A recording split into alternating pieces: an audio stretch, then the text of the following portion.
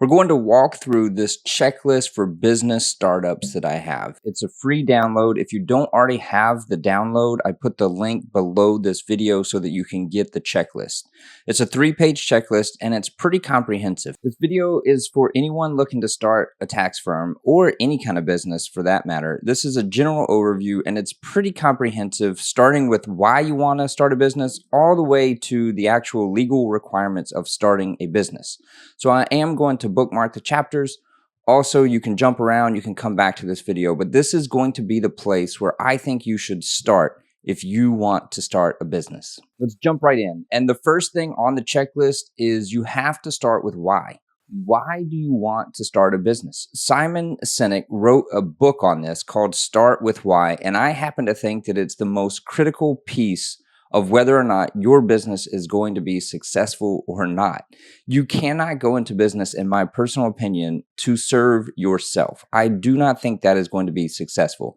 Even if you do make a good amount of money, I honestly don't think that's going to be the most enjoyable business for you.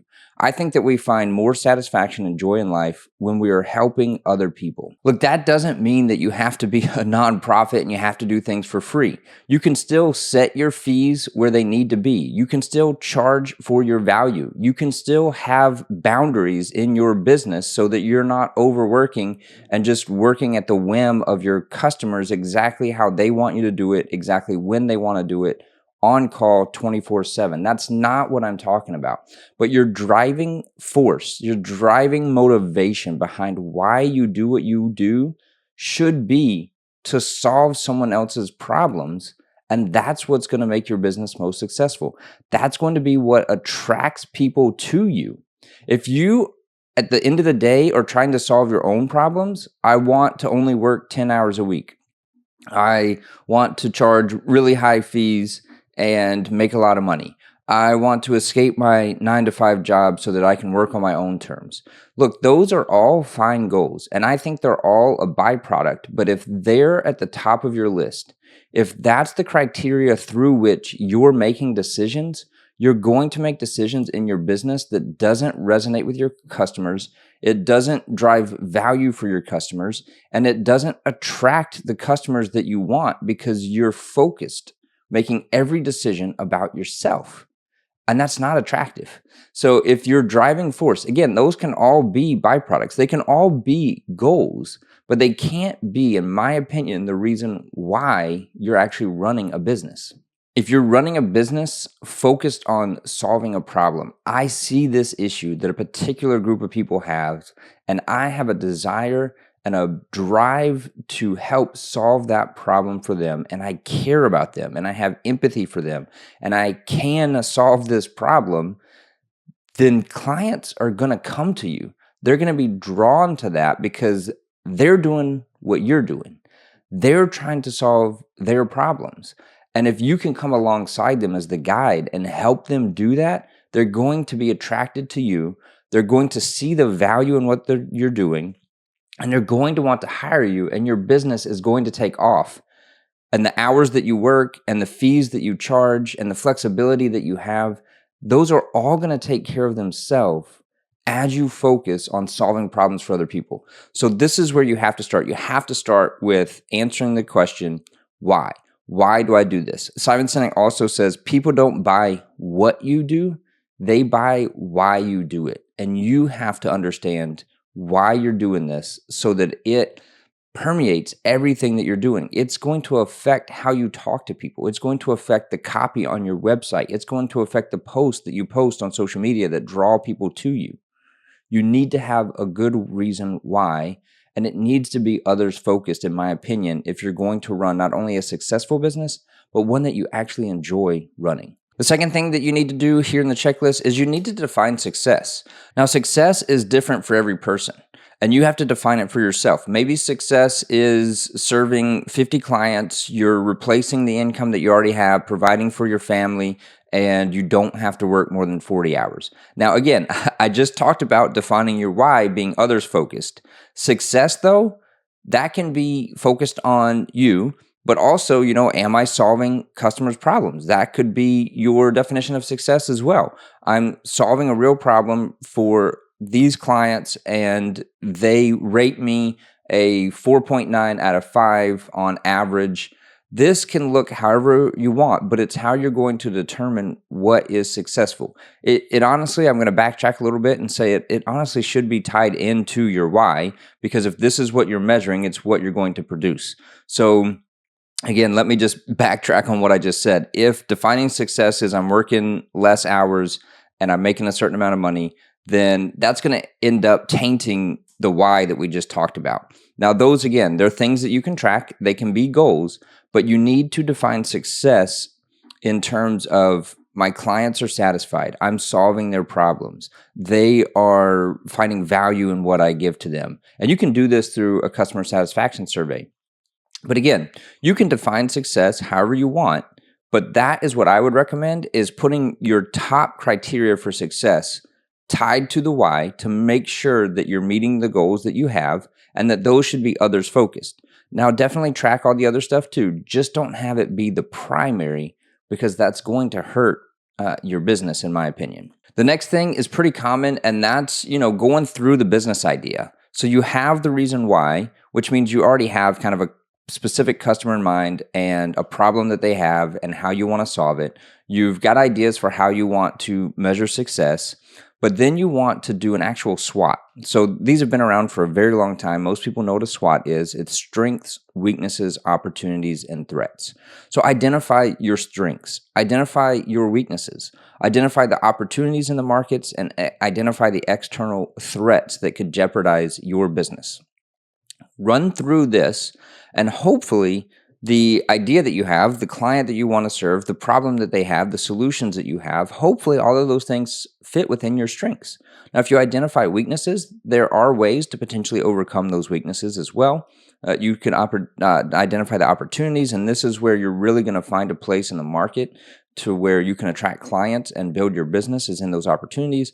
And then threats. Some threats you can't do anything about. Like for me, if the current administration were to completely abolish income taxes, that would be a threat to my current business, and I would have to pivot pretty quickly. And that's not something that I can do anything about, but I still need to be aware of it and be thinking about a potential contingency plan if that threat looks like it actually has potential to become reality. Also in this, does your business idea make sense given your SWOT analysis, and is your business idea needed? Is it reasonable, and is it achievable? So this was one of the things that I did when I started my firm. Was I sat down and I ran a revenue projection. I said, hey, look, I think that, a minimum starting fee for preparing tax returns should be in that $250 to $350 range. Let's say it is $250. That's my minimum. Now, that's not going to be my average, because different returns have different complexity, and the fee is going to go up from there. But let's say the minimum is $250 and my average is $450. How many clients would it take to get to the income that I need to provide for my family? And how much time is there to serve those clients? Do I think that that's reasonable? If I need to get to 300 clients at this average fee to provide the income that I need, do I think that there's enough time in the day? Do I think that I can actually attract and land that many clients? Is this reasonable? Is it achievable? And then adjust from there if you can. But you could end up with a point where you go, this just isn't feasible, and I need to think through a different business model. The next thing that you want to do is you want to test your idea. You want to define the problem your business is solving, summarize the solution that your business provides. You want to define your target market. Who is your ideal customer? Think of just one person to start with. Don't try to serve everyone. I do agree with this. I don't hyper niche down to only serving one person. My messaging is broad. I do taxes. But when I'm communicating that, I do typically have a single person in mind that I'm thinking about. I mean, I'm talking about even just one person. Your friend Steve, whoever is kind of that drive behind your why. I want to help this person. Think through that person and make everything resonate with them. Deliver value to that one person, because there's a ton of people out there just like that one person, and you're going to attract them. But if you're thinking about multiple people and trying to serve everyone, you're going to end up attracting no one, because you're going to be too all over the place. What's the size of your market? What's the best location for you to offer this? What advantages do you have over your competitors? Outline a team that will help you execute this. Identify responsibilities for each team member. Will there be ownership in the business for any other team members? Identify necessary experts to bring on board. Maybe an attorney if you have legal requirements to set up a business entity, or you have a business that has high liability, or anything else that would need an attorney. A CPA to talk through business entity structure and tax implications. Insurance agents, marketing, design. Think through everyone that needs to help you with this. Create a basic financial plan. We just talked about that when I talked about doing the revenue projections for mine. What are your startup costs? What do you need to have from day one? Project out the first 90 days of cash flow. What's it going to take? Forecast out those revenues. Estimate your operating costs. Do forecasts. Is this a profitable business? What are your funding sources? Are you going to fully fund this out of savings? Are you going to go borrow money and utilize debt? Do you have equity investors that you're going to bring in? Where's the money going to come from to start this business up? With tax firms, I actually think you can do this on less than $5,000. There's a core set of software that I think you need. I have other videos on that, or you can shoot me a message if you can't find those, and I'll let you know what those core things are. But I believe that with less than $5,000, in fact, most of those you don't even have to pay for up front. You can land the clients first, so you could technically start with no money, get the money from the first clients that you sign up, and then use that to put in place these 6 or 7 pieces of software resources that you need to run a 6-figure tax firm. And you can do it on really nothing, or you can upfront the cost and it be less than $5,000. Map out your milestones and goals, set goals for your timeline, financials, other key metrics. So for me, I had a 4-year ramp. I wanted to get to 100% of supporting myself in the current budget that I had within 4 years. Now, I did it within 2, which was great. I exceeded expectations and I did it half as fast as what I projected, but I had a safe runway based on my savings and the projected revenue that I thought was conservative, which it ended up being because I got there twice as fast as I projected. So I had a pretty conservative projection. But I said, this is what I need. And as long as I'm hitting these markers, I'm going to keep going. If I miss a marker, I'm going to reevaluate. And if I need to, I'm going to cut this business and I'm going to go get a job to provide for my family. So you want to have that kind of roadmap out so that it makes your decisions easier down the road. You also want to validate your idea. Interview potential customers, people that you think. Interview that person that you have in mind as your ideal client. Get feedback on your proposed pricing model. Is this something that you would pay for? Is this something you would value? Would you pay this much? Would you pay more? Do I need to make the price less? Interview that person. Now, this is where something called human-centered design comes in. I'm not an expert in this, but my wife had some experience in this, and she really drove me in this direction when I was launching my firm, and I think that it is excellent. So really, I'm just going to kind of walk through the model here. I'm going to put it up on screen as well. But really, you have kind of the planning stage. You want to understand the opportunity area, the organizational capacity, and the feasibility. Then you want to create. You want to design for user needs in collaborative and participatory manner. And what that means is you want to actually go to your potential customer. What do you need? What are you looking for? You want to really understand what is motivating to them. And this kind of goes back to what I said earlier about your why. You don't want to be creating to solve your problems, because then no one's going to resonate with that and you're not going to be able to attract the customers that you want, because everything is iterated and designed around you and you're not your ideal customer. So you want to design and create around them. Then you want to test, and you want to do this quickly. You want to put things out there and you want to keep what's working and you want to ditch what's not. The huge value in being a self-employed solo practitioner, owner of your own business, is the ability to change quickly on a dime. You're a small firm. It's probably just you when you're first starting out. You can go and pivot as fast as you want. So test things. If it's working, keep it. If it's not, change it. And just keep doing that over and over again. Rapidly test, iterate solutions at multiple levels: product, services, processes, pricing, messaging. Is it working? Is it not? Try something different. Measure. You want to measure this. Use data to inform a new cycle of creation and testing until you have a refined, validated solution that is ready to scale. You also want to constantly be learning. Understand your users, their existing behaviors, the needs, and the expectations. So this is multiple rounds. It says it right here in the middle. Multiple rounds of iteration. You want to go through this constantly, over and over again. Creating, testing, measure, learn. Create again, measure, test, measure, learn. Just constantly refining what it is you do so that you can better serve your client, better meet their needs, better deliver value to them.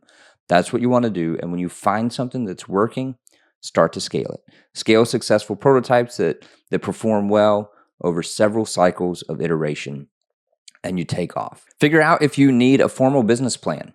So if you're using debt or you're seeking equity investors, you're going to need a formal business plan. Now, even if you don't need a formal business plan, I highly recommend putting together a business plan. It's going to help you think through all the things that we've already been talking about and more, and it's going to help create that roadmap for you.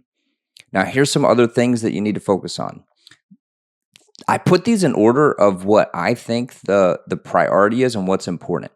So we haven't even gotten to your website and your branding yet, okay? Most people get stuck on the name of their business. I can't find the perfect name. I don't have a website that I can put out into the public. I got to dial it in. I got to get it perfect before I put anything out there. And what this does is it keeps you from ever starting your business. The most successful people are successful not because they're the smartest people. It's not because they had the best ideas. It's not because they can deliver the most value. It's because they actually did something. The only thing holding you back probably from having a successful business is actually taking that step to put yourself out there. This is where most businesses fail because they never actually even get off the ground because most people are too insecure. Look, we're all insecure. I'm insecure about this very video. But the fact that I am putting it out there puts me ahead of every single other person who is still trying to perfectly script their video and to get it perfect before putting themselves out there. I'm ahead of them because I did it. And so if you can just get over that hump and you can actually put yourself out there. So again, I put these in order of what I think is most important. Your why, defining success, making sure your business idea makes sense, testing your idea with a few people, a few friends, people you know, run it by them, do the human-centered design thing, interview some people. All of this can be done in less than a week. I mean, we're not talking about a 6-month process here. In fact, if you're starting to think in a business, you've probably already been doing a lot of this already. There's probably already a ton of time and thought put into this. You just need to spend a focused week on kind of going through these things and putting these things together. I mean, honestly, if you set aside an entire day, you could do everything we've covered already in a day, plus some of what we're about to cover, probably within that same day, certainly within the same week. So now we're talking about branding. All right, we already have everything that we just talked about leading up to this point. And so branding is going to be a lot easier than if you had started here without thinking through that other stuff first. What is your brand promise? My brand promise is peace of mind. Because the problem that I set out to solve was that taxes are stressful and people don't understand them. I have a drive within me and a desire to help people better understand their taxes and have peace of mind when it comes to complying with their taxes and planning out their taxes. So my brand promise is peace of mind. What's your brand promise? What's the feel of your brand? Mine is, man, I haven't thought about this in a while. It just kind of, I think, comes across. It's personable. It's relatable. It's like talking to a close friend. And again, I see my clients that way. I talk to my clients that way. I'll tell them, look, I really don't think that's a good idea. I think that is crazy. I'm going to talk to my clients like I would a close friend. And I think that the clients I attract appreciate that. They appreciate the genuineness. They appreciate the honesty. I'm not trying to look smarter than I am. I'm not trying to position myself as some special guru or expert. I'm honestly just giving them my personal opinion based on all the knowledge and information I have about taxes. And that's the kind of person that I attract, is someone who wants that. If they want the suit and tie and they want the person who's making it sound like they know a million things more than they do, they're 1,000 times smarter than them, they're going to go somewhere else. That's not my brand. That's not my promise. That's not the feel of my business. Choose a name. Hopefully it fits your brand promise and your feel. For CPA firm, everything felt cheesy to me. There's great names out there. They're clever, whatever. But it all felt cheesy to me, so I just went with Wooten CPA, PLLC. It's very bland. It's very basic. It becomes part of your brand because when people think of Wooten CPA, they think peace of mind. Why? Because that's what the website says. The name is just a name up there, and you're going to brand it with the colors and the messaging and yourself and your own personality, and it's going to come to mean whatever you make it mean. Google means nothing, but they branded it the way they. Apple means nothing. Apple does mean something. Apple is a fruit. But when you think Apple, you think of iPhones and Macs, and you think of how you feel when you use those products and who you are as someone who buys those products. And so you're going to make this, how it is. Choose colors and fonts to use that match your brand. This is where, if you don't have expertise in that, definitely getting some sort of graphic designer who can help, because colors and fonts, they matter. Don't let them stop you from launching and putting something out there, but they do matter. Your logo, a tagline, these are all things that are part of your brand. All right, now we're going to move into the legal structure and the setup. You need to decide on an entity selection. Decide on a legal structure. Now look, I'm going to pause here for a minute. I do have a paid course. I'm not trying to sell you the paid course. I'm mentioning it to you as an opportunity if you want that. And the folks who should check that out, it's basically just a condensed version of this that's going to help you focus. So here's the outline of it. There's a quick welcome to the course. Then we have a getting started with your business section. We're going to cover, is your activity a hobby or a business in the eyes of the IRS? That's a critical piece. And for most of you, it's going to fall in the business category, but you need to understand what the difference is between a hobby or a business, because there are some people out there who probably have a hobby in the terms of the IRS, and that changes how you report things and what you can deduct and how you're going to pay taxes on your activity. Then we're going to cover, should you create an LLC? It's a huge question. Everyone just jumps right into this, but I've got a video on whether or not you should actually create an LLC, followed by a video on should you be an S corporation. Do not just go set up an S corporation thinking it's going to save you taxes. There are so many people out there who have S corporations, and it's costing them far more than it's saving them in taxes. So I have a video on that in the course as well. Then we go into some financial essentials, how to estimate your taxes. We've got a video specifically on that. Business essentials that you cannot overlook. We've got a video to cover those essentials and everything you need to be thinking through. The importance of record keeping. There's a video on that. Grow your business. Simple strategies. So I've got some simple strategies in there on how you can grow your business. Then I've got your top tax saving strategies that you need to know. There's not all these crazy off the wall things. It's your tried and true simple strategies that 99% of people aren't doing and should be. So there's a video on that, and then there's a what's next video. Also, I threw in a couple of bonus videos about Roth versus traditional. That's a big question that I get a lot of times. And saving for retirement and how to set up retirement is something people start thinking about when they're running their own business, because they no longer have a 401k at their work, and no one else is providing something for them. So I threw that in there, Roth versus traditional. Also, I threw in there a video about paying less taxes, exactly what I do. The list of things, I forget how many it is, 5, 6, 7 things of exactly what I'm doing to lower my taxes. So that video is in there as well. Again, this is a course. The link to it is in the notes below. Feel free to completely ignore that course. It is a paid on-demand video course. But again, if you're not looking for that, great. Let's move on to legal structure and setup in this video. So you want to decide an entity. So again, in the course, I mentioned it, LLC, S corporation, do you need those? All right, deciding your entity selection, by default, you're a sole proprietor. That's where you're starting. You're a self-employed sole proprietor. You have no legal entity, and you're going to report your taxes on Schedule C of your personal tax return as a sole proprietor. If you do anything, the first thing I would recommend you do is you open up an LLC. The LLC, by default, as a one-owner LLC, is a disregarded entity for tax purposes. So you've changed nothing with your taxes. You didn't open up any new tax loopholes. You didn't open up any new deductions. You didn't do anything in terms of saving taxes. You simply created a legal entity, an LLC, and go talk to your attorney about this, but that should provide some legal protection to you. And it also puts in place what you need if you want to later elect S corporation status, or you want to later elect to be treated as another type of entity, or you want to take on more business partners, then you've got this LLC. Also, it's really easy to kill an LLC. You can just shut it down if you end up finding out that, hey, maybe actually with what I want to do, I need to be a C corporation. go do that. And you can just kill the LLC pretty easily. The other thing, don't set this up in some random state. Set it up in the state that you're in. Now, there are times where it makes sense to set up an LLC in Delaware or Wyoming or something, but I guarantee that 99 out of 100 of you watching this video do not have a reason to set up an LLC in any state other than the one that you are living and operating your business in. Register your business. You want to file the articles of incorporation. Usually that's with the Secretary of State. Here in Florida, they call it the Department of State. But you want to file those articles of organization, or for an LLC, they are articles of organization because you're not incorporating, because you're not a corporation. You want to create your operating agreement and or bylaws.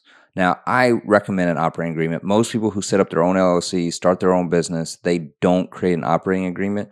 You can get templates online. I recommend you go to an attorney. It's not going to be an expensive thing, and it's going to be more tailored to you. You can talk to them about what your business is and get an operating agreement. It's going to be an important piece. It just sits in your files, but it is an important document. You want to obtain your federal ID number, your employer ID number. Now, there are many times when you don't need that number, but you can go ahead and get one anyway. It's easy to get through the irs.gov website. You can get an EIN, and then you have it in place. Actually, sorry, I take that back. You are going to need the EIN. Whether you need one from an IRS perspective or not, you're going to need it to open up a business checking account. And you need to open up a business checking account. Do not run your business activity through your personal account. Now, if you're just starting something up and you're only going to do a couple $1,000s a year, maybe you just run it through your personal. But I think everyone watching this video is watching this because they want to start a business, a full-blown business that, even if it's just a side hustle, is still making more than just a couple $1,000s a year. And honestly, even in that situation, go open up a free checking account. It doesn't even have to be a business checking account. If you don't have an LLC, you don't have an EIN, just open up a second personal checking account, but dedicate it to the business activity. Any business income goes in there, any business expenses come out of there. That's going to make your life so much simpler. Open up a business checking account. You can do that with your LLC, articles of organization, and your EIN. You need both of those items. Take those to the bank, open up a business checking account. Put your starting capital in there, right? Okay, I told you that you could start a tax firm on less than $5,000. Stick the $5,000 in the bank account and you're off and ready to go. If you're going to kind of bootstrap this, you're going to get the clients first and then use the income coming in to buy the software and resources that you need to deliver the services. Stick $100 in there or whatever the minimum opening balance is and you're ready to go. You also need to get like a merchant account. So Stripe, for tax firms, you can use CPA charge. That's what I use because the fees are a little bit lower. And you need some way to collect money, though. You should not do this through a personal Venmo, personal PayPal, personal Cash App. You should be doing this through a business merchant account. Stripe is free. Just set it up. They're only going to take fees as you collect payment. So it's not like there's some sort of monthly fee. With CPA charge, I think they still have a $10 a month fee. I asked them to waive that for life, and they did. I think they probably would still do that. I haven't heard lately, but just ask. Hey, look, Stripe, I'm going to go with Stripe unless you waive this monthly fee. I guarantee you they'll do it because they're still making money off of the transaction fees. Then you want to obtain any sort of state licenses that are necessary. Are you in a profession with a professional license? I have a CPA license. So that was already active. I need to make sure that I keep that active. It's through the DBPR, Development of Business and Professional Regulations. I might have got that wrong. I'm not sure. But that's what it is here in Florida. I have to keep my license active. I also have to be compliant with the CPA board, which is, again, all that's organized through the DBPR here in Florida. Make sure you're compliant there. Do you need to register for sales tax? So this is something you need to do some research on, perhaps even go to a CPA or other tax professional who understands sales tax and find out if you need to. Most services don't need to, but that's different on a state-by-state basis, and it's different for different services. So you need to look into sales tax, whether or not you need to register and collect and remit that to your state. Do you need to register for payroll, withholding, and unemployment? Now, if you're going to hire people, you need to find out, and you need to appropriately determine if they're an employee or a contractor. Everyone thinks I can just hire them as a contractor, pay them on a 1099. I don't have to do payroll. Well, this is facts and circumstances driven. I can't tell you how many people out there are being treated as contractors that should be part-time employees. You want to get that right, because the penalties and the consequences for getting that wrong, if the state unemployment office or the IRS comes down on you with that, the penalties are astronomical. And so you want to get this right. I almost would say just default into employees. It's not that hard to set up payroll, and you can get someone to help you with this if you need to. But determine if you need to register for payroll withholding in your state and unemployment, and also set up a payroll company if you need to, whether it's Augusto or ADP or going to a CPA or something like that. Also, do you need any local, county, or state business licenses?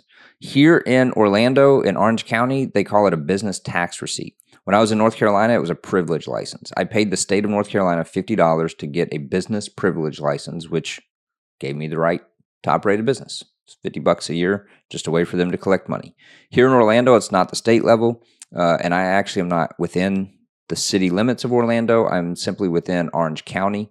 And so I go to Orange County. I think it's $60 a year. I pay them for a business tax receipt, and that gives me the right to operate a business within the county. So look and see if there's anything like that locally at the county level or the state level where you are. Get that in place so that you're compliant. Register website domain. Go to GoDaddy.com, spend $20 getting a domain with your business name. I have WootenCPA.com. You don't want to be sending people messages at bradcpa@gmail.com, at yahoo.com, at hotmail.com. Be professional. It's super cheap. Get yourself a domain, connect it to your email, and look professional. Create your website. Again, you can do this in multiple different ways. I use Wix. It's pretty cheap. Again, you get on their plan, a couple $100 a year or so. Set up your website with your domain. Don't go crazy. We've already got all the information you need to put on there. We've already got who, why, how, everything we've done the work for up to this point. One page. You can build it out later if you want. Just start with one page. Start with your brand promise and one call to action. Peace of mind. Taxes are stressful. You deserve peace of mind. Something like that. Call to action. Fill out my new client survey. Or book a call. One call to action. Follow the StoryBrand framework. Look up StoryBrand. I've got a couple resources on this too, I think. But follow the StoryBrand framework. The customer is the hero. That's the character in the story, is your customer. They have a problem. They meet you, a guide, who cares about their problem and is competent to help them solve their problem. You give them a plan that's easy to follow, that leads them to success and avoids failure. So you've got your promise. Taxes are hard. Taxes are stressful. We can replace that stress with peace of mind. They meet you. You're the guide. Hey, I've done this for other people. I understand. I can help you experience peace of mind in your taxes. What's the plan? The plan is fill out a survey, pick the level of service you want, enjoy peace of mind. What's the call to action? Fill out a new client survey. Check out my website, WootenCPA.com. It follows this. Create a very simple one-page website to begin with. Again, you can always build it out more if you want. Less text, more identifying the problem and the solution to the problem and why you're qualified to address that and how you've done it for other people. Do that. Your website will convert to sales, I promise. All right, the next thing is, do you need to obtain any kind of trademarks or patents? Do you want to trademark anything? Do you have to patent something? If you need to do that. I would definitely recommend an attorney for that as well. File your tax returns accurately on time. So we're kind of past the point of setting the business up, but make sure that you've got a plan to file your taxes accurately and on time, and reach out to someone before. In fact, before you do any of this, reach out to a tax professional, reach out to an attorney. One-time consult, honestly, at the beginning is all you need. Just pay for an hour consultation to get some advice on what you want to do and what the best route to do that is. Honestly, if you're not sure, you could even do this with a couple of people and figure out, hey, is there consensus on what I should do? Are they telling me different things? Which one do I resonate more with? Which one do I trust more? Do that and figure that piece out. Do you need to file a business property tax form in your county? So this is something, they had it by county in North Carolina. They've got it here in Florida as well, where they tax you like they tax your home. You have property taxes on your home. They tax your vehicles through the license plates or however they do it in your state. But they also a lot of times will tax business personal property. So if you have equipment or computers or anything like that, a lot of times there's a property tax on that. Now, again, here in Orlando, there's a $25,000 exemption limit. So the equipment that I have, I've got, a couple computers, a camera, a desk. It's far less, well below $25,000. So there's an exemption. I still had to file the first one and basically apply for the exemption, and then I don't have to file anymore. But look into that, especially if you have a physical location with a lot of equipment. All right. All of that can be done easily in less than a month. I would say a week or two. Everything that we've covered in this video, a week or two. The last thing that you need to do, you need to actually open your doors. You need to put it out there. Make the website go live. Talk about it on your social media. And don't go try some new social media campaign or anything. Just wherever you already are, just start posting. I do this for people. I understand this problem. I have a desire to help people solve this problem. Here's how I solve that problem. Here's how I've done it for other people. Give away free advice. Just like this video right here, walking you through everything. This could easily be a $500 to $2,500 appointment consultation where I don't give you any of this unless you pay me.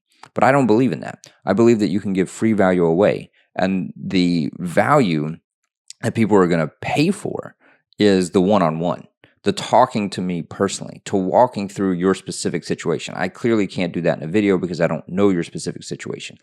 Clients are still going to come. They're still going to want more from you. Give everything that you have away for free. Don't hold back. Don't talk about some secrets that are in your course. Again, I mentioned my course earlier. Most of it is here. There's not secrets. I have videos on all of the stuff in that course on my YouTube channel, but you've got to go find it and search for it. In the course for $297, you get it all packaged together in one spot in a good flow where it makes sense and it progresses through, and it's all right there, concise, everything you need in order to have a self-employed business. It's your tax guide. So the value there is packaging it together, putting it in one place for you, and only sticking to what you need to know and simplifying it. But everything else, everything that's in there, you can find. You can find in my videos. You can find in someone else's videos. It's all out there. The only thing that you're paying for is how I've put it together and to get my personal take on it. But even that you can get from my other YouTube videos. So I don't hold back. I don't put things behind paywalls that are secrets. It's not new information. It's a different delivery. And I think it is more valuable because of the way it's synthesized and the ideas that I give you and the fact that I spent time making that more concise than this. This video is kind of just me talking through the list. It's not as well thought out. It's not as concise, but it's as much as I know to give you, and it's free value, and you can take it and run with it. If you never hire me, that's completely fine. I've helped you by putting this video together, and that's what I set out to do, is to help small business owners and to help tax firm owners. And so you can't give away too much value. It's just going to build trust with people, and they're going to want more from you. Do that. That's all I have to say about that piece. But open your doors. I mentioned it already earlier. The number one reason why businesses fail is honestly because they never actually get off the ground. They never actually do something about the ideas that they have. What's the worst that could happen?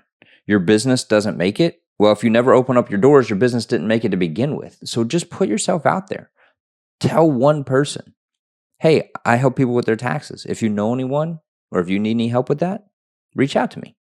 You don't have to do this sleazy sales tactics. You don't have to entice people or trick people into reaching out to you because you've got some secret that they need to know.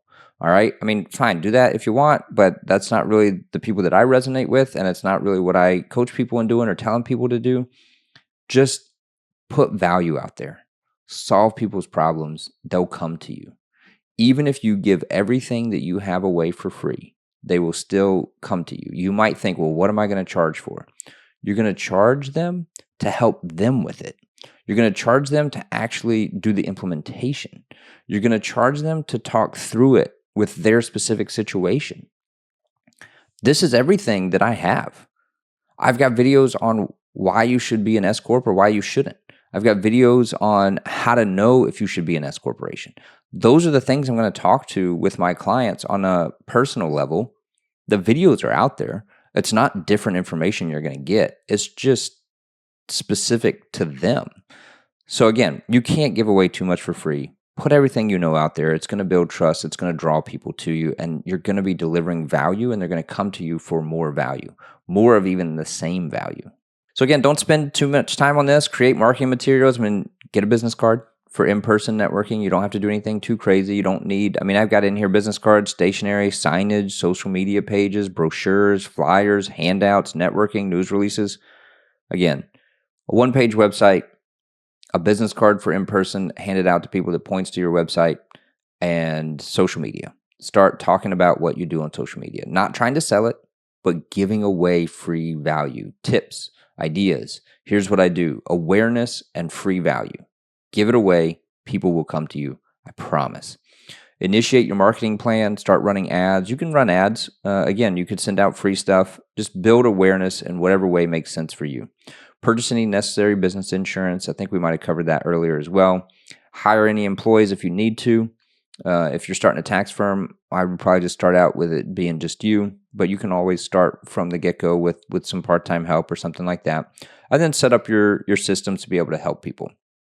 Point of sale system, how are you going to collect money? We talked about getting Stripe or CPA charge and a merchant account. Set up your bookkeeping. How are you going to track your income and expenses? If it's very low to begin with, do it in Excel. Very quickly, though, I would go ahead and move on to like a QuickBooks Online where you can connect your bank account and import everything and keep good records. Your CRM, how are you going to keep track of your customers? How are you going to keep track of project management, email, telephone? Do you have a number? You're going to give out your cell phone number? I don't recommend that. Get a Zoom phone number or a Google Voice number. Do that. Pretty low cost. But yeah, set up the systems to handle people coming in. Different video for a different day. But this is, again, walking through your business startup checklist. I've got the checklist. It's free. You can download it. All you got to do is give me an email or a fake one if you want. But it's going to give you the download of the checklist. Check the video notes below for the link to that checklist. Also, like I said earlier, if you want a more dialed in video on, your running a self-employed business, the tax guide to that, put together in a video-based course. It's like 8 to 10 videos, just focus specifically on that, really concise. All you need to know, nothing more to get your self-employed business up and running and be tax savvy. Then check the link to that too. Find me on LinkedIn, ask me questions. I'm here to help. But I appreciate you watching the video. If you made it all the way through, then I know you're really serious about starting your own business. And again, this is free. Why not? Why not watch the whole video? Thanks for watching.